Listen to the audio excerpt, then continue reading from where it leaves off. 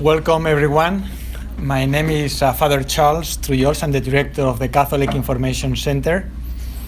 I'm very happy to see all of you here in person today. We have had tons of events during this year, live streamed, but to have all of you here, it's a blessing.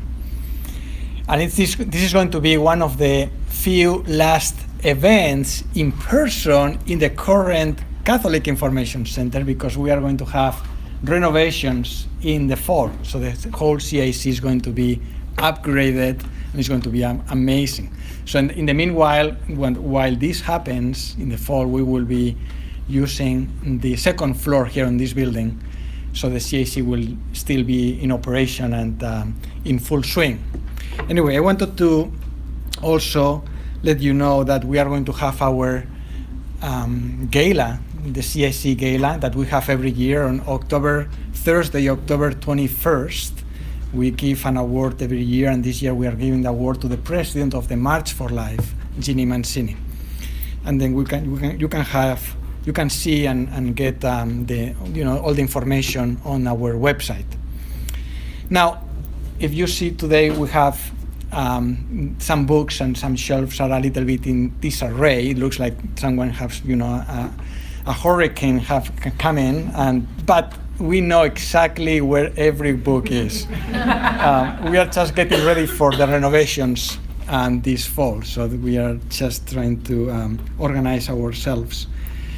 And with this, I wanted to introduce to you, Ryan Anderson. He's the president of the Ethics and Public Policy Center, and he's going to introduce the speakers today, and Erika, and Mary Eberstadt, and Ashley.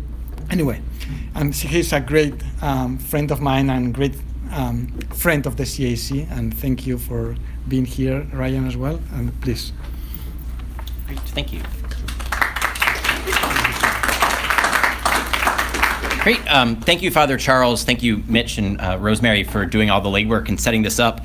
And it's good to see so many of you in person. It's good to see faces. It reminds me of the importance of the body, which will be a theme for tonight. And as I was reading Erika's book, it really brought to mind Alistair McIntyre's 1999 book, Dependent Rational Animals, and the ways in which our culture, both historically and today, denies various aspects of our dependency, our rationality, and our animality. And you can think of this historically.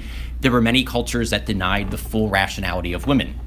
The idea was that they were somehow defective men when it came to their intellects, and that's why they had second-class citizenship status. And to a certain extent, the original advocates for women's equality was really engaging in advocacy on the rationality part, the equal rationality of women. The errors of that movement, today's radical feminists, some of the second wave feminists, seem to deny our animality, that there's a way of being embodied as female that is equally human, that the male way of being human is not kind of like the prototype with the female way of being human somehow defective. And so much of modern feminism seems to be trying to force women to live, to learn, to love, to work as if they were males.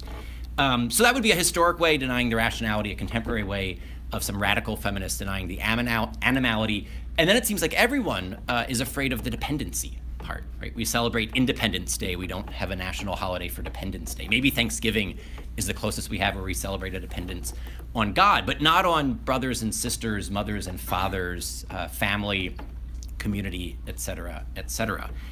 And to a certain extent, I think one great virtue of Erika's book is that she's drawing all of those threads together, highlighting a sound anthropology would draw on both the rationality, the animality, and the dependency.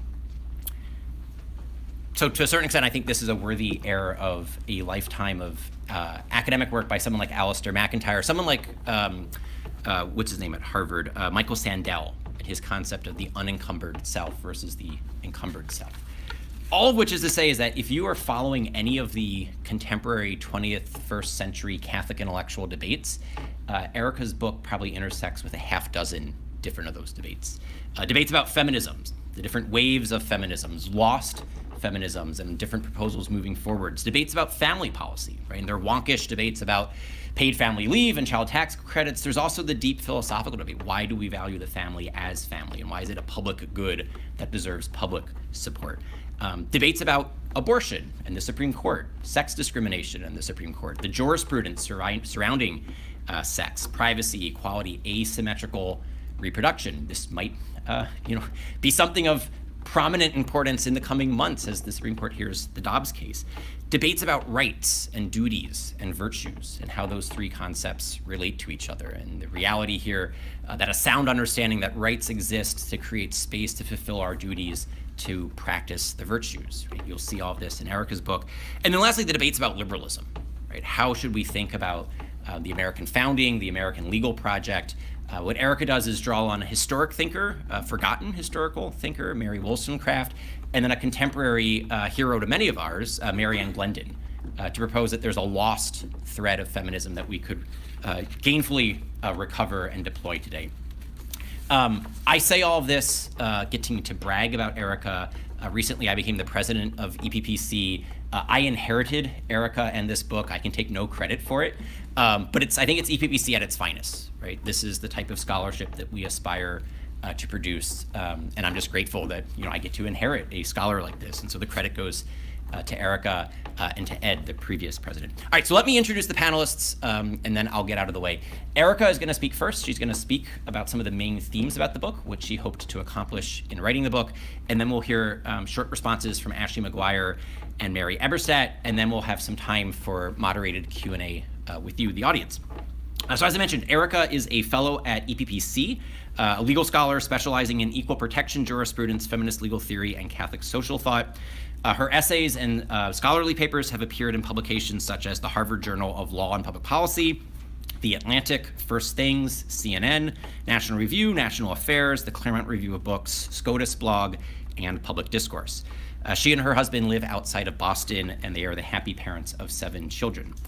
Ashley McGuire is a senior fellow with the Catholic Association. She's the author of Sex Scandal, The Drive to Abolish Male and Female. She writes and speaks widely about religious freedom, Catholicism, and women. She's appeared on CNN, CBS, Fox, PBS, EWTN, and the BBC. And her writings have appeared, among other places, the New York Times, the Wall Street Journal, the Washington Post, and USA Today.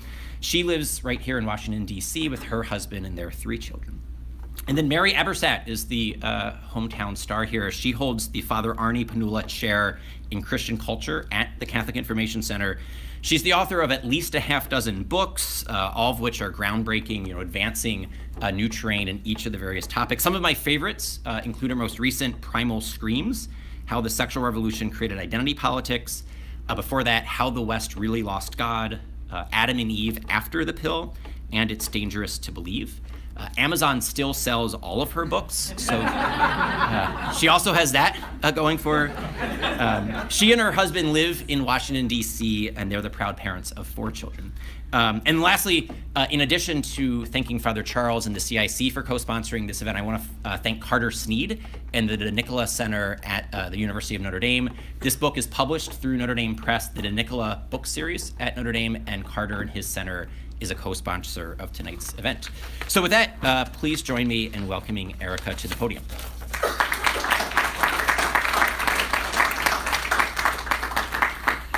Thank you, Ryan. That was very kind. It's really wonderful to be here. Thanks for hosting, and wonderful to meet you, Father Charles. And I just am really thrilled to be here with these 3 incredible people up here with me, who I admire quite a bit. So it's a real honor to have you all here. So I want to share the story of how this idea kind of grew within me, and then speak a bit about the lost vision that I am seeking to reclaim. So though the book is an intellectual history, the history of the idea of women's rights and how the philosophical foundations for this idea have shifted profoundly over time, it has to be said that my own personal history of how and when I grew up really shaped the questions that inspired this work. So before I get into the ideas, I want to share a bit of that history because I think it really illuminates the project as a whole. So as a middle-class white woman born in the mid-1970s, I profited where the 1970s feminist movement made its most obvious gains. By my late 20s, I competed athletically at the collegiate level, in part, I'm sure, thanks to Title IX, and I'd earned 2 graduate degrees. But the sexual revolution of that very same time period deeply impacted me too.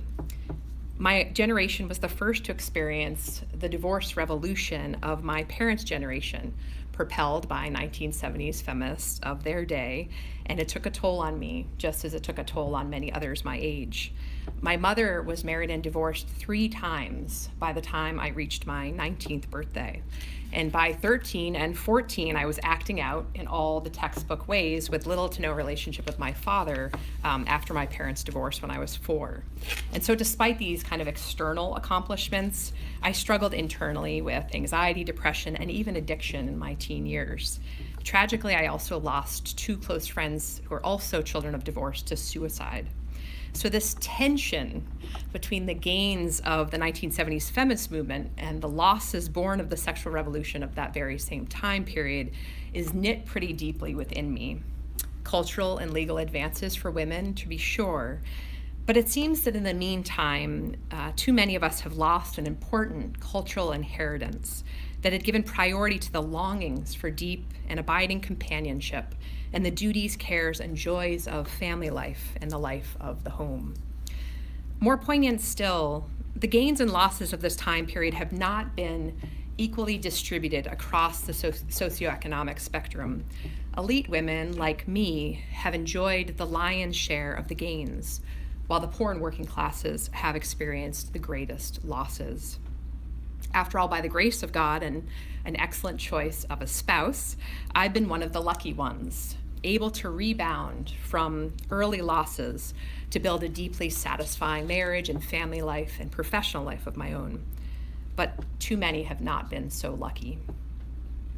In our deeply divisive culture war politics today, the fault lines are often drawn around how one thinks about these intersecting feminist and sexual revolutions that reshaped Western society in really fundamental ways, transforming how almost all of us live, love, and work today.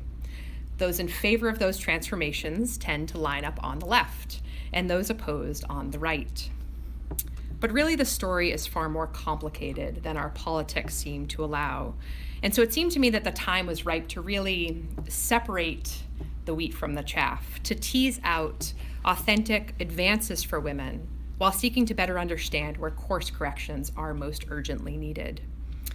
And so I thought where better to start than with the iconic figure of Ruth Bader Ginsburg, whose work I'd spent quite a bit of time with for a law review article in which I sought to debunk her signature legal claim that abortion rights are necessary for women's equal citizenship.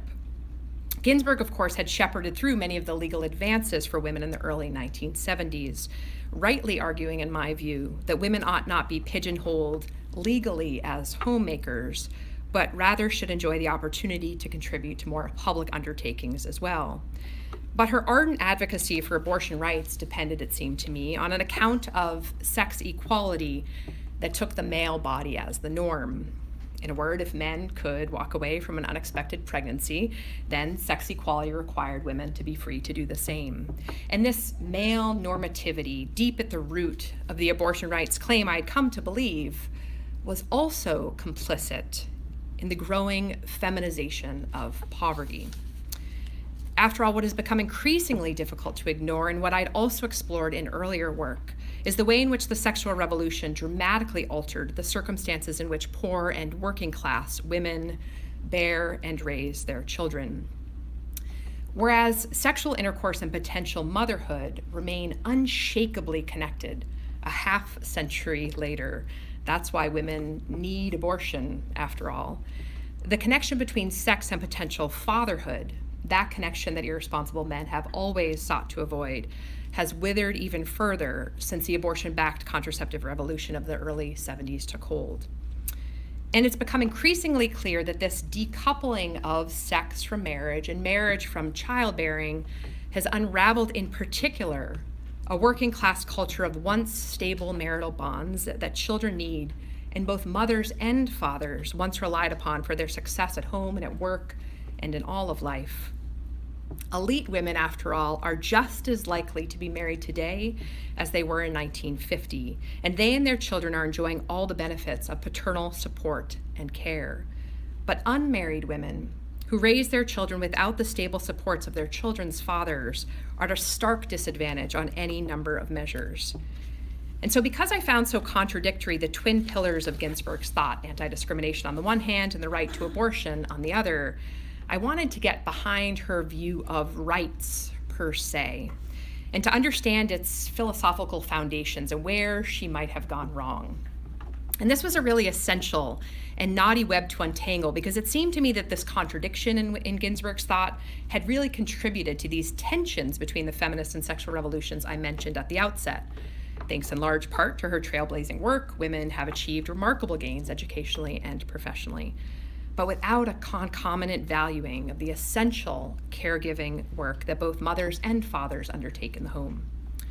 As I write in the book's introduction, reproductive choice may have offered women a means to accommodate their bodies to fit the ideal unencumbered male worker with whom they seek to compete in the workplace. But it has delayed dramatically the workplace's acknowledgement of the essential cultural reality that most working persons are, or ought to be, deeply encumbered by their obligations to their families and to the dependent and vulnerable at large. And so the project really began as a comparison between the rights theories of Ruth Bader Ginsburg and Mary Ann Glendon. Glendon's now classic book, Rights Talk, was not only significantly responsible for convincing me as a 20-year-old pro-choicer of the merits of the pro-life position. Her thoroughgoing communitarian or dignitarian account also provided, it seemed to me, the single best corrective to Ginsburg's view. Ginsburg hailed, first and foremost, autonomy, and thus the need for women to imitate the unencumbered male to achieve equal status, or a kind of market equality. But Glendon argued that both law and culture ought to respect and support human dependency, the maternal and paternal duties that dependency demands, and the familial and cultural structures that have always taken up the task of forming persons to embrace responsibly their duties of care. Otherwise, as Glendon so often reminds us in her work, we run the risk of leaving women, especially poor women, with their legal autonomy and nothing else. So the vision of the book was initially what is now the last 4 chapters. But in a consequential moment early on, actually after having a conversation with Mary Eberstadt out at BYU, which I'm sure she doesn't recall, but perhaps, I realized that no one really cares that Erika Bachiochi thinks that Glendon was ultimately right and Ginsburg was ultimately wrong. So I had to dig deeper. And what I did not fully realize until I began doing so was that the earliest women's rights advocates in our country thought about rights very differently than Ginsburg did. I knew the early women's rights advocates rejected abortion as a legitimate response to the reproductive asymmetries between men and women. Every pro-life feminist knows that. But I had not understood the full philosophical coherence of their view and from whence it came until digging deeply into research for this book. And so as I read and reread, in some cases, the earliest arguments for women's rights, having first encountered some of them as a women's studies student more than 25 years ago, I began to see a thread emerge from English philosopher Mary Wollstonecraft's Vindication of the Rights of Woman in 1792, up through our own country's earliest women's rights advocates who read and expressly followed Wollstonecraft to someone like Glendon, whose work I argue in the book can be understood as the authentic completion of Wollstonecraft's own dignitarian vision. And on the other side, though, this simplifies things a little bit, the line seemed clearly to stretch from more liberal, individualistic, and abstract accounts of rights and equality like those of John Locke and John Stuart Mill, and on to 1970s feminists like Ginsburg. And so the early foundational parts of the book really began to unfold from there.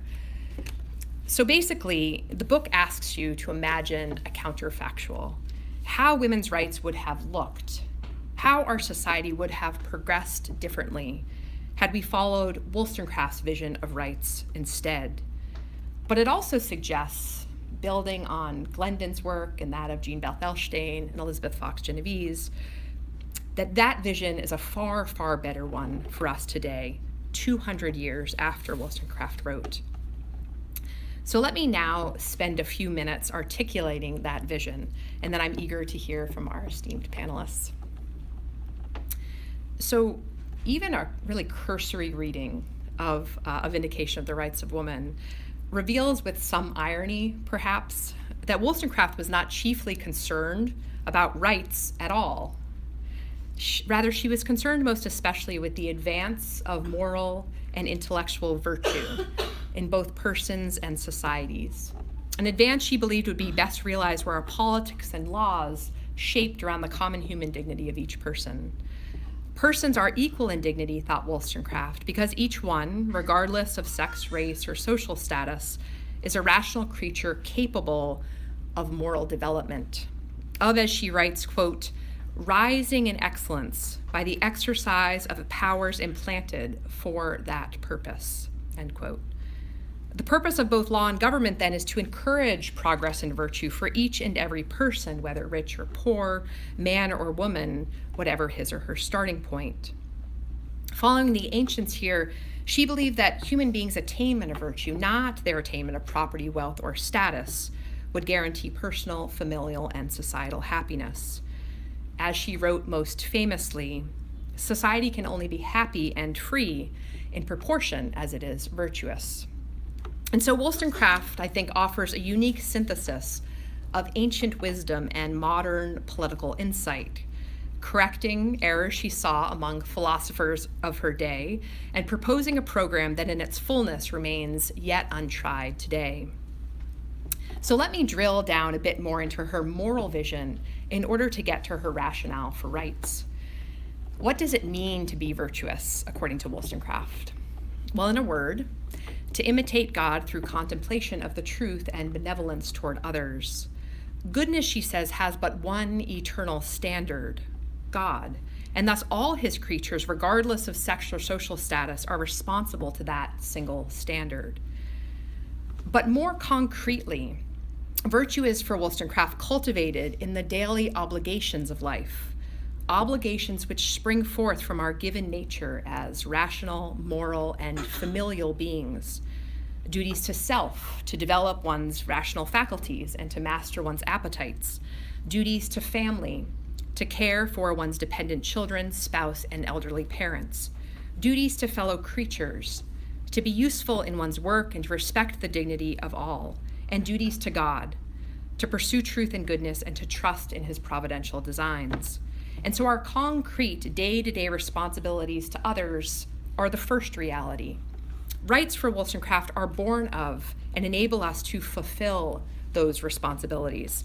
Thus, for instance, it would be philosophically untenable to claim that a mother could enjoy a right to end the life of her unborn child.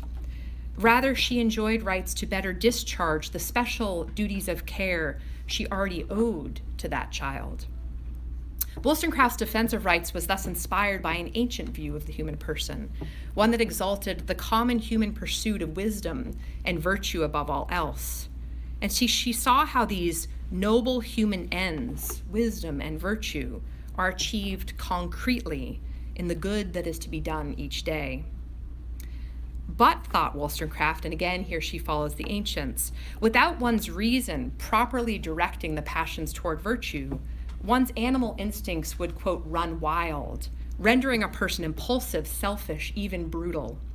Not governing the passions the way one should, he or she becomes a slave to those passions, and thus not independent and free. Indeed, a freedom bereft of wisdom and virtue would reduce men to beasts.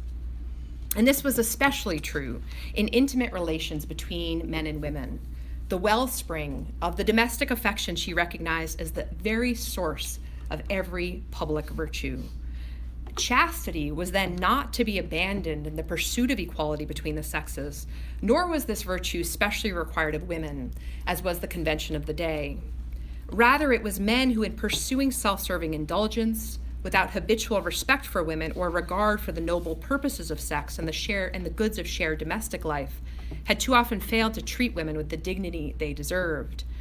women, for their part, had too often acquiesced, fashioning themselves more pleasing to the eyes than strong in the mind. Indeed, the 18th century philosopher identifies want of chastity in men as the single most consequential offense against women.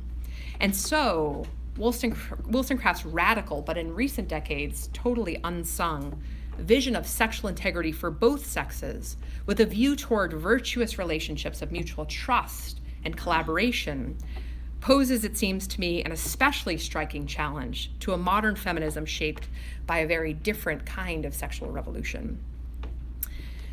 After all, Wollstonecraft believed that true domestic affections, man for woman and woman for man, could channel sexual energies away from the pursuit of pleasure to something that could transform society itself. A man's love for his wife and children could expand his heart and free him from narrow self-regard. Quote, "The tenderness which a man will feel for the mother of his children is an excellent substitute for the ardor of unsatisfied passion. Cold would be the heart of a husband were he not rendered unnatural by early debauchery, who did not feel more delight at seeing his child suckled by its mother than the most artful wanton tricks could ever raise," end quote. Indeed, engaged in attentive fatherhood was the very best means to direct men's desires profitably by bringing them into the life of shared domesticity. And given men's power and influence in society, such an orientation would yield benefits well beyond the good of his wife and children. Listen to how she contrasts the ill effects of the libertine man with the noble citizenship of the husband and father. Quote, "From the lax morals and depraved affections of the libertine, what results? A finical man of taste who is only anxious to secure his own private gratifications and to maintain his rank in society. But the character of a husband and a father forms the citizen imperceptibly, producing a sober manliness of thought and orderly behavior," end quote. The benefits of a rich domestic life for society were manifold. Quote, "If you wish to make good citizens, you must first exercise the affections of a son and a brother. This is the only way to expand the heart. For public affections, as well as public virtue, must ever grow out of private character," end quote. By trading the libertine lifestyle for that first domestic affection, men and women could refine their humanity and thereby transform the world. Wollstonecraft therefore praised marriage in theory, but not as legally instituted and practiced in her time. It was the very potential she saw in the institution that caused her scathing critique. Indeed, marriage was so essential to the domestic affections that Wollstonecraft regarded as the primary instruments of both personal and societal happiness, that the moral corruption of the institution was, quote, "more universally injurious to morality than all the other vices of mankind collectively considered," end quote. But a marital relationship between equals, in which each was perfected by the other through their growth in the virtue of friendship, had great potential. And because Wollstonecraft viewed the affectionate inculcation of virtue in children to be among the most essential of all social duties, she regarded motherhood and fatherhood to be the very highest of all callings. So what happened to this noble and edifying vision? What went wrong? Well, that's a long story, but I'll give it my best here in a couple minutes. Her thought received easy passage in the newly formed United States. One of her books on the French Revolution was actually read twice by Vice President John Adams, and Abigail Adams considered herself a pupil of Wollstonecraft. And as I mentioned earlier, she profoundly influenced the earliest American women's rights advocates in the next century. At the first Women's Rights Convention at Seneca Falls in 1848, sex equality was defended on the basis of, quote, "the identity of the race and capabilities and responsibilities." And as Wollstonecraft had argued, both men and women were to be held responsible to a single moral standard.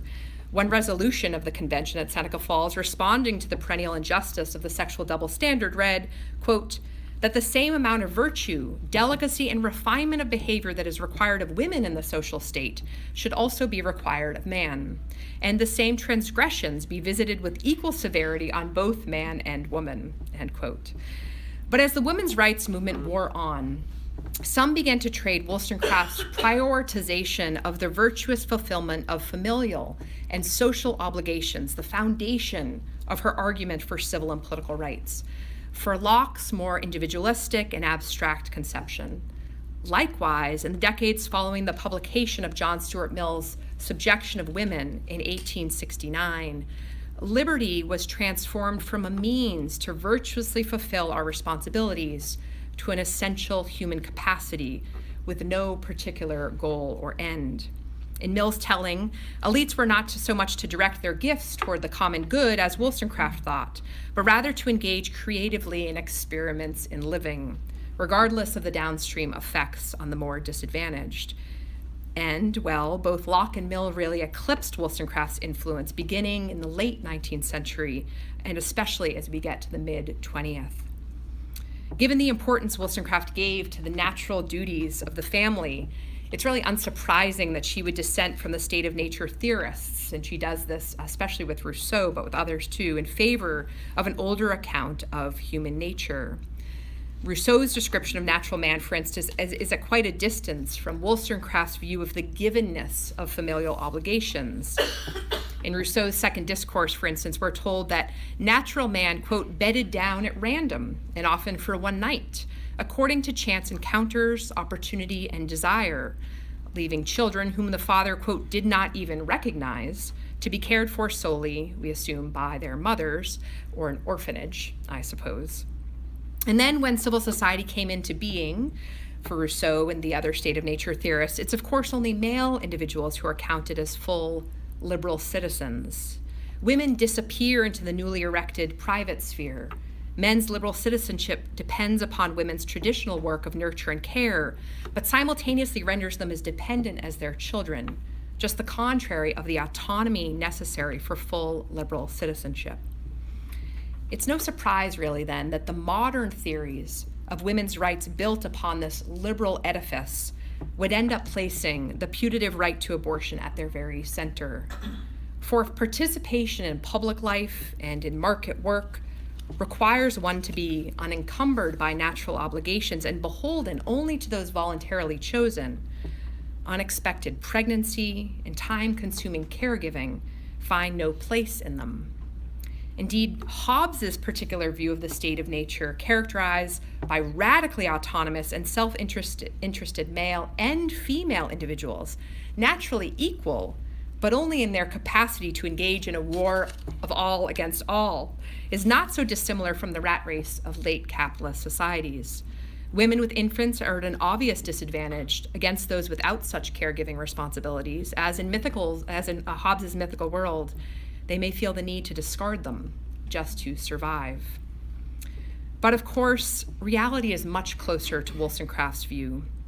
We are not first and foremost autonomous beings with rights. Rather, we are most fundamentally beings in relation to and dependent upon God. And that most fundamental relation connects us all through the interchange of interweaving obligations and affections, which move outward from our domestic obligations, affections, to our more public ones. So daughter, wife, mother, citizen, but also son, husband, father, citizen. Relationality is not only for women. And this basic starting point, of course, has an impact for how we think about the rights of women. Follow Hobbes, Locke, and Mill, and you get women's rights advocates seeking to make women more like mythical, autonomous men. Follow Wollstonecraft, and you can begin to reimagine rights born of the natural duties we owe to one another. Thank you.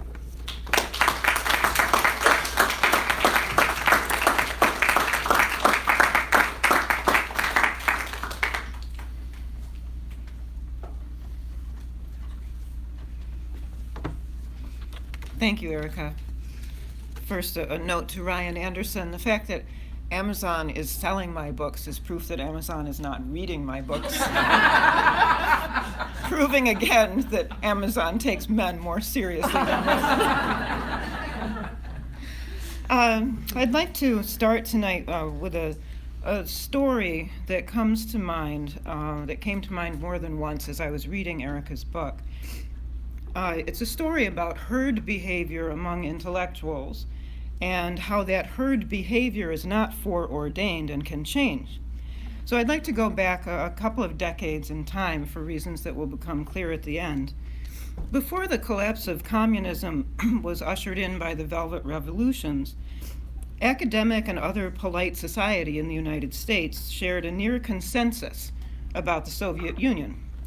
It was that communism was more benign than detractors in the West seemed to think, that Western nations were riddled with problems of their own, and that the biggest obstacle to social peace was not communism, but rather anti-communism.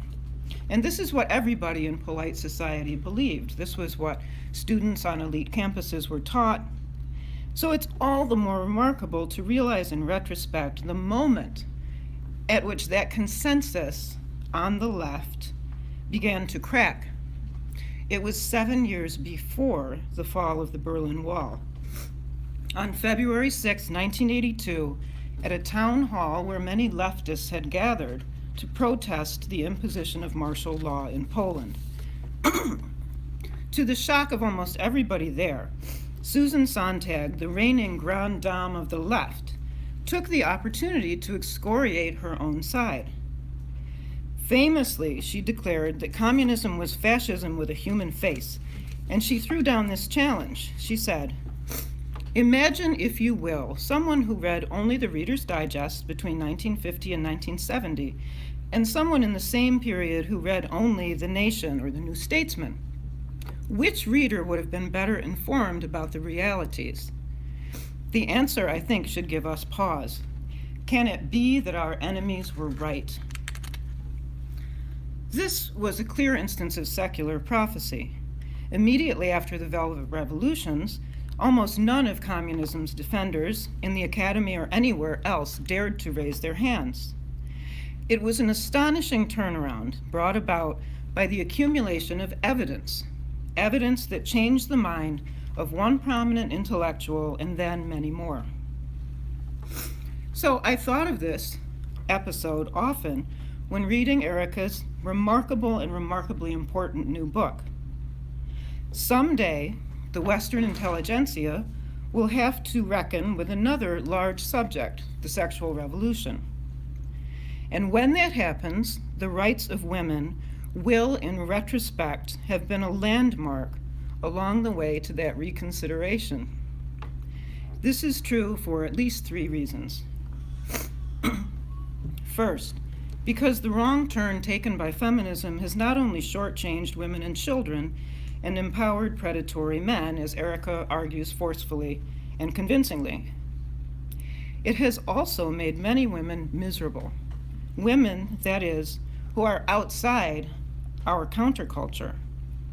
Women who have bought into the fictions that men and children are their natural enemies, that success in the paid marketplace is the definition of success, period, and that the way to be a flourishing woman is to become more like a man.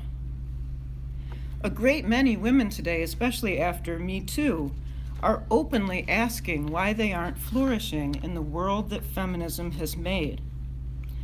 The rights of women, which explains their intuitions and validates their misgivings, amounts to a manifesto for them in particular. Second, this book will also change minds for another reason. It is the definitive demolition of the going model of feminism. According to that model, in the unforgettable phrase of my fellow panelist, Ashley McGuire, women are inevitably recast not as women, but as failed men. Failed men.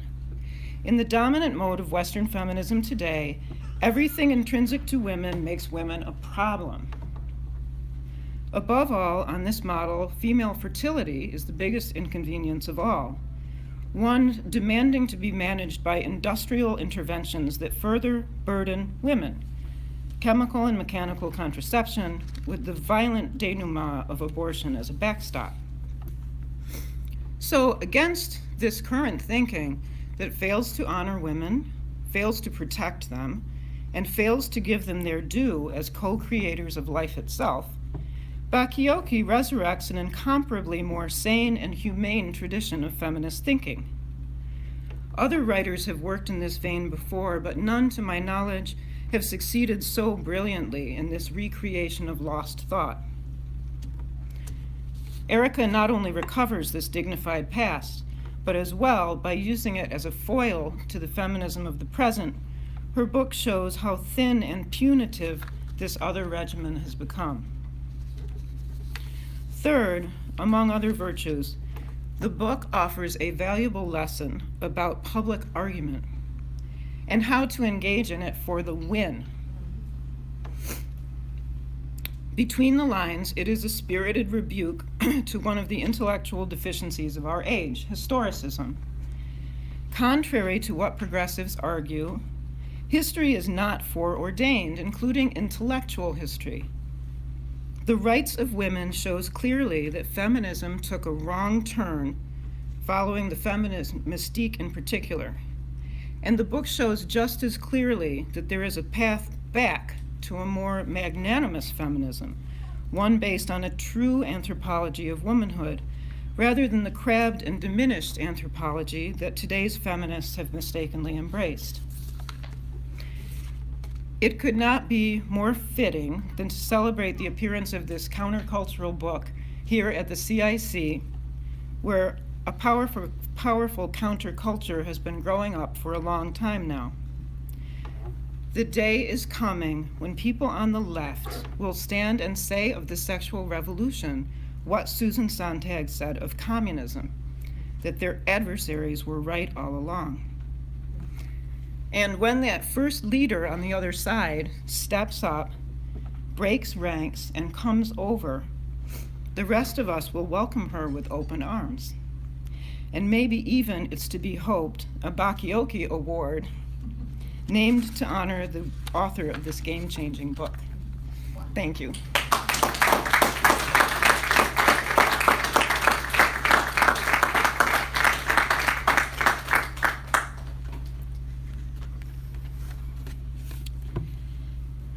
So I finished reading one of the chapters of Erika's book on a plane and decided to take a break and picked up a People magazine, and the article that I read was about Britney Spears' conservatorship fight. But specifically what caught my attention was her fight to have her IUD removed. And I was struck by the direct connection between Erika's book and the thinking of Mary Wollstonecraft, and how ahead of her time she was in seeing the way that what we now call sort of late-stage capitalism, the effects that it would have on women.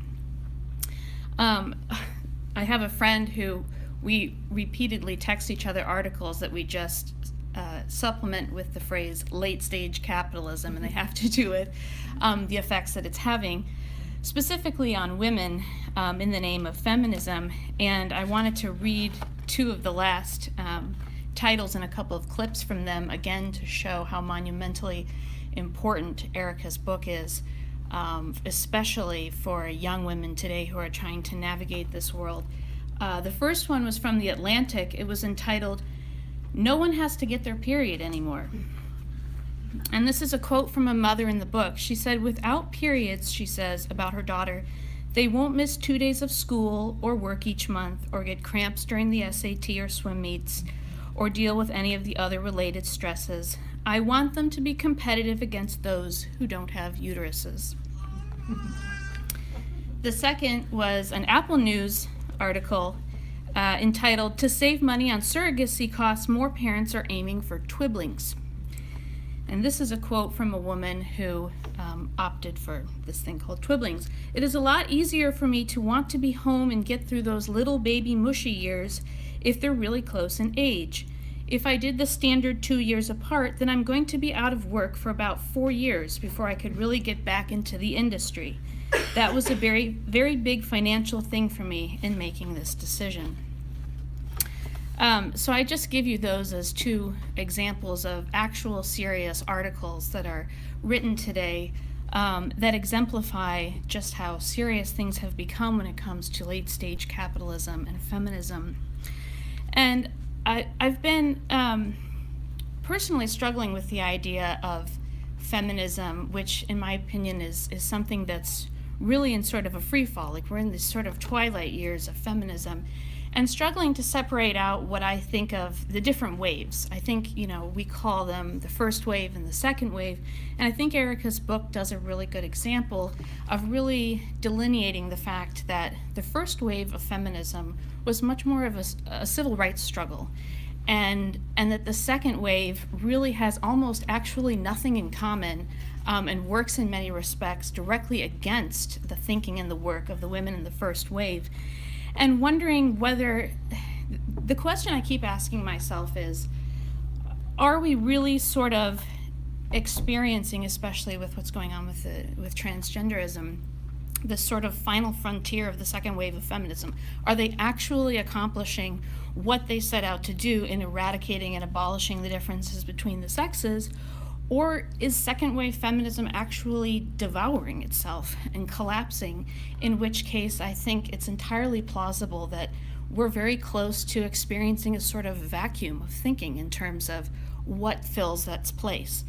And again, to give a sort of blunt example, I just got off the phone with somebody today who enlightened me on the phrase TERF,